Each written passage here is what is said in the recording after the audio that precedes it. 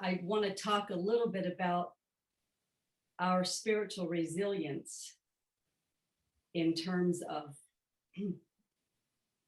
the world, essentially, or what's arising. Mm. So attaining and actualizing spiritual knowledge is the foundation of understanding the nature of existence, both in terms of worldly arising and the nature of the self, Buddha nature, Christ or Krishna consciousness, the supreme source, self, God. And how we apply spiritual teachings determines the speed of our evolution, both individually and collectively. So ultimately, there is an aspect that does not evolve, because it is already the case of perfect primordial purity, wholeness. So the recognition of our nature is to come face to face with this sublime naturalness and perfect peace, which underlies all of the phenomenal arising. So the worldly mode, or this field of activity, is completely and utterly interdependent. Humanity as a whole in this manifest world is interdependent. So by evolving our understanding and dissipating our deluded perception as to our nature and the nature of existence, we serve the evolution of humanity as a whole. Mm-hmm. Mm-hmm. So these times are very, very, very intense, both in terms of light, literally coming into the planet, a lot of a dispensation of light coming into the planet, and great darkness, delusion in human minds and hearts, malintent, selfishness, greed, and this delusion and ignorance creates a very strong field of negativity. And there's great suffering and human crisis. So to be callous, to be callously indifferent,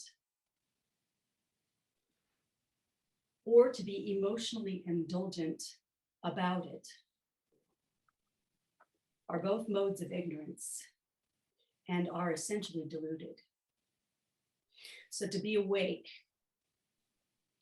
is to be aware of everything that comes into consciousness and increase our capacity and ability to dissipate delusion through discernment. So in this, as they say, stay in love, stay in light. So through this dissipation of delusion through discernment, your, they say, frequency, light, energy remains in light and love, almost automatic. So to keep the mind fixed, steady in the light, and in order to keep the mind fixed, steady in the light, we can cultivate even deeper spiritual resilience. Resilience being the capacity to recover quickly from difficulty. So in terms of emotion, to be present with the emotion, to whatever's arising, to allow it to be present, to feel, breathe, relax, and let it release. There's a capacity for it to move. Because if there's not the indulgence, further indulgence of the thought, there's capacity for it to move. And the reason I think it is so important to not indulge emotional reaction is because in the non-indulgence of that, first of all, you don't remain in despair. And you don't remain in the despondency about what's arising.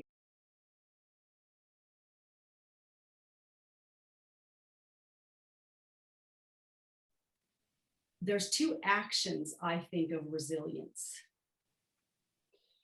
And that first action of resilience is to recognize your nature, right? Which we all know.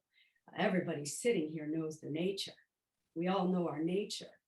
So when we start to slide down, cut the fixation on the content of the mind, breathe, and relax the attention of the thinking mind. Nisargadatta Maharaj says the transitory state passes by when the intellect is transformed. So we have the ability to deal with our own mind, perception, feelings. We have that capacity. So to strengthen that capacity is a level of resilience, because when we are enacting that and recognizing, then there is no arising delusion or ignorance in that moment within your own mind. Now, second one, I say, is if that can't be cut, if it can't be cut and come back, come here, then you exercise your knowledge and discernment of what is. Of what it is. So darkness and negativity in thought and action are both rooted in delusion and ignorance. And everything, in fact, I had gotten this a while back, and I think I did a Zoom on karma and compassion, because there was a recognition that absolutely everything that, so there's one source, right? There's one singular source, but that everything that is arising is karma.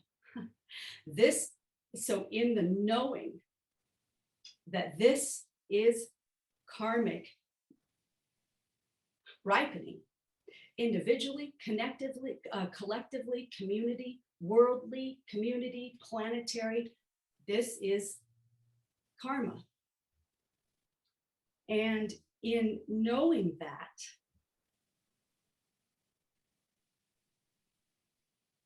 that's the thing of actualizing a level of dharma in relationship to what is. And all of these teachings are so that we navigate what all this is. That's why we have these teachings, right? So spiritual teachings they're not like a Band-Aid, they're a fucking sword. They're a fucking sword. Boom, to cut through. And this kind of resilience, this kind of capacity of awareness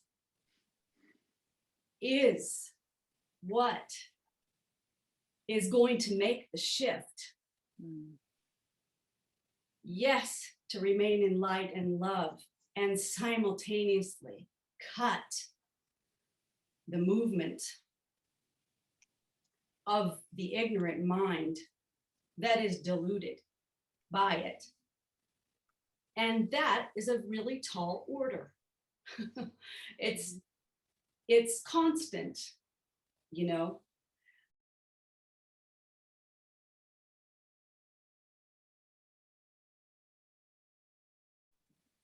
I know that every human being has a divine spark that either ignites in the fire of truth or greatly diminishes in the bowels of ignorance. And that each human being who hears or who has heard the truth and has recognized this divine spark is responsive and has a responsibility to follow that, to listen to that, to nurture that, to share that. And in sharing that, that ignites the spark in others. So that all darkness and ignorance burn in the fire of truth. So to recognize and nurture the divine spark in ourselves and others, to love and to be established in unchanging love is to live.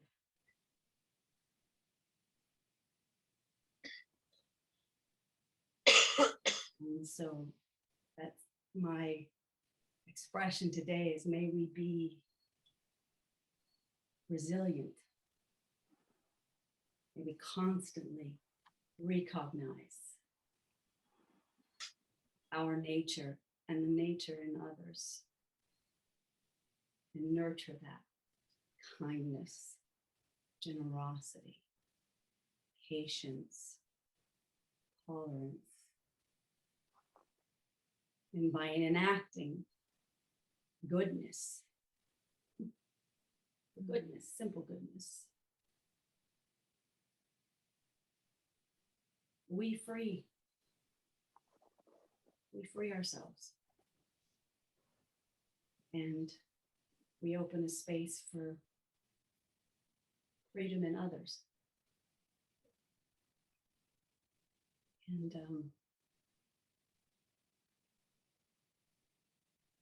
I think that is what it is to be fully engaged. To be fully engaged